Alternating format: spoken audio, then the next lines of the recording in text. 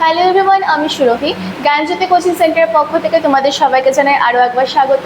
আজকে আমরা আলোচনা করব নবম শ্রেণীর চতুর্থ অধ্যায় থেকে একটি গুরুত্বপূর্ণ বিষয় নিয়ে। দেখো আমাদের বিষয়টি কি আছে। অবরোহণ ও আরোহণ পরস্পরের বিপরীতমুখী প্রক্রিয়া, এর কারণ ব্যাখ্যা করো। এই যে অবরোহণ এবং আরোহণ দুটি প্রক্রিয়া রয়েছে, প্রক্রিয়া দুটি কিন্তু পরস্পরের বিপরীতমুখী, এর কারণগুলো নিয়ে কিন্তু আজকে আমাদের আলোচনা করতে হবে। ঠিক আছে, তো দেখো কি আছে। অবরোহণ ও আরোহণ পৃথিবীর বহিস্থ প্রক্রিয়ার অন্তর্গত দুটি গুরুত্বপূর্ণ প্রক্রিয়া। অর্থাৎ এই যে অবরোহণ এবং আরোহণ প্রক্রিয়া দুটি রয়েছে, এই দুটি প্রক্রিয়া কোথাকার অন্তর্গত? বহিস্থ প্রক্রিয়ার কিন্তু অন্তর্গত।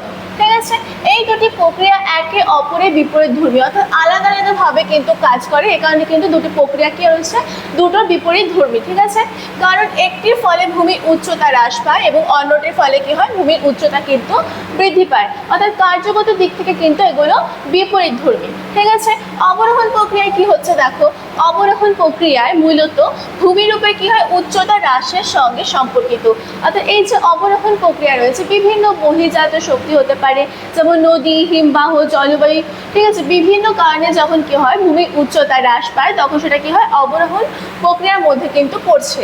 ঠিক আছে, ক্ষয়ভবন ও নগ্নিভবন প্রক্রিয়ার মাধ্যমে কোনো উচ্চভূমি কি হয়? ধীরে ধীরে ক্ষয়প্রাপ্ত হলে সে ভূমিভাগের উচ্চতা কি হয়? ক্রমশ কমতে থাকে বা হ্রাস পেতে থাকে। নদী, বায়ু, হিমবাহ, সমুদ্র তরঙ্গ প্রভৃতি বহিস্থ শক্তি বা বাহ্যিক যে শক্তিগুলো রয়েছে, সে শক্তি ক্ষয় কার্যের ফলে কিন্তু এই অবরোহণ প্রক্রিয়াটি সংগঠিত হয়ে থাকে। ঠিক আছে, ভূমি উচ্চতা হ্রাসের এই প্রক্রিয়াকে কিন্তু অবরোহণ প্রক্রিয়া বলা হয়ে থাকে। তো বিভিন্ন কারণে যখন ভূমির উচ্চতা ধীরে ধীরে হ্রাস পায় বা ভূমি ক্ষয়প্রাপ্ত হয়, তখন কিন্তু তাকে অবরোহণ বলা হচ্ছে। আবার আরোহণ কি জিনিস দেখো। অন্যদিকে অবরোহণের ফলে উৎপন্ন ক্ষয়প্রাপ্ত পদার্থগুলি নদী, বায়ু, হিমবাহ প্রভৃতির দ্বারা কি হয়? বাহিত হয়ে বা বয়ে গিয়ে অন্য কোনো নিম্নভূমি বা নিচু জায়গায় বা নদী গর্ভ হতে পারে, হ্রদ বা সমুদ্রের তলদেশে কি হয়? সেই ক্ষয়জাত পদার্থগুলো কিন্তু সঞ্চিত হতে থাকে। এর ফলে ওই অঞ্চলের ভূমির উচ্চতা কিন্তু ধীরে ধীরে কি হয়? সঞ্চিত হতে হতে কিন্তু বৃদ্ধি পেতে থাকে। ঠিক আছে, ভূমির উচ্চতা বৃদ্ধির এই যে প্রক্রিয়া, একে কি বলা হচ্ছে? আরোহণ প্রক্রিয়া কিন্তু বলা হচ্ছে। অর্থাৎ দুটা কিন্তু ভিন্নভাবে কাজ করছে। অবরোহণ প্রক্রিয়া কি হচ্ছে? ভূমি উচ্চতা হ্রাস পাচ্ছে, এবং আরোহণ প্রক্রিয়ায় ক্ষয়জাত পদার্থ সঞ্চিত হতে হতে কি করে? ভূমি উচ্চতা বাড়িয়ে তোলে। এটাকে কিন্তু আবার আরোহণ প্রক্রিয়া বলা হচ্ছে। সুতরাং দেখা যাচ্ছে যে অবরোহণ প্রক্রিয়ার ক্ষয়ের মাধ্যমে ভূমিভাগ নিচু হয়, আর আরোহণ প্রক্রিয়ার সঞ্চয়ের মাধ্যমে কি হয়? ভূমিভাগ কিন্তু উচ্চতা বৃদ্ধি পায় বা ক্ষয়জাত পদার্থ কি হয়? নিম্নভূমিতে সঞ্চিত হয়ে কি হয়? ভূমির উচ্চতা কিন্তু বাড়িয়ে তোলে। এই কারণে অবরোহণ ও আরোহণকে পরস্পরের বিপরীতমুখী কিন্তু প্রক্রিয়া বলা হয়। তো বুঝতে পারলে যে অবরোহণ এবং আরোহণ প্রক্রিয়া দুটোকে কেন পরস্পর বিপরীতমুখী প্রক্রিয়া বলা হচ্ছে। লাস্টে দেখো উপসংহার দেওয়া রয়েছে।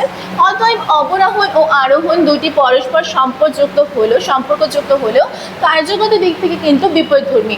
আরোহণ এবং অবরোহণের মধ্যে কিন্তু এই দুটো প্রক্রিয়ার মধ্যে সম্পর্ক রয়েছে। সম্পর্ক থাকলেও কিন্তু দুটো কিন্তু বিপরীতধর্মী, কাজের দিক থেকে কিন্তু দুটোই বিপরীতধর্মী। ঠিক আছে, তারপরে কি আছে দেখো। পৃথিবীর ভূমিরূপ গঠনে এই দুই প্রক্রিয়ার গুরুত্বপূর্ণ কিন্তু ভূমিকা রয়েছে। ঠিক আছে, তাহলে পৃথিবীর যে ভূমিরূপ গঠন, সেই ভূমিরূপ গঠনে কিন্তু আরোহণ এবং অবরোহণ দুটো প্রক্রিয়া কিন্তু গুরুত্বপূর্ণ ভূমিকা পালন করে। তো আজকে কিন্তু আমরা জানলাম যে অবরোহণ এবং আরোহণ পরস্পরের বিপরীতমুখী প্রক্রিয়া, এর কারণ কি সেটা নিয়ে কিন্তু আজকে আমরা আলোচনা করলাম। ঠিক আছে, তো এতটুকুই কিন্তু ছিল। সবশেষে একটু ছোট্ট ইনফরমেশন তোমাদের দিয়ে রাখছি। দেখো, তোমরা যারা ভাবছো আমাদের সাথে যুক্ত হবে, স্ক্রিনে দুটো নাম্বার দেওয়া আছে, যে কোনো একটি নাম্বারে কিন্তু তোমরা কল করে আমাদের সাথে যুক্ত হয়ে যেতে পারো। যে সুযোগগুলি পেয়ে যাচ্ছ দেখো, নোটগুলো কিন্তু PDF আকারে পেয়ে যাচ্ছ। এছাড়াও যদি তোমাদের কোনো ডাউট থেকে থাকে, সেটা ক্লিয়ার করা কিন্তু একটা সেশন পেয়ে যাচ্ছ। এছাড়াও রেকর্ডেড ক্লাসেস, পরীক্ষার আগে সাজেশনস এবং মক টেস্ট ও লাইভ ক্লাসেসের মতো সুযোগ সুবিধা কিন্তু তোমরা আমাদের সাথে যুক্ত হয়ে যাওয়ার পর পেয়ে যাচ্ছ। তো আজকের ক্লাস কিন্তু এতটুকুই ছিল। দেখা হচ্ছে পরের ক্লাসে। Thank you.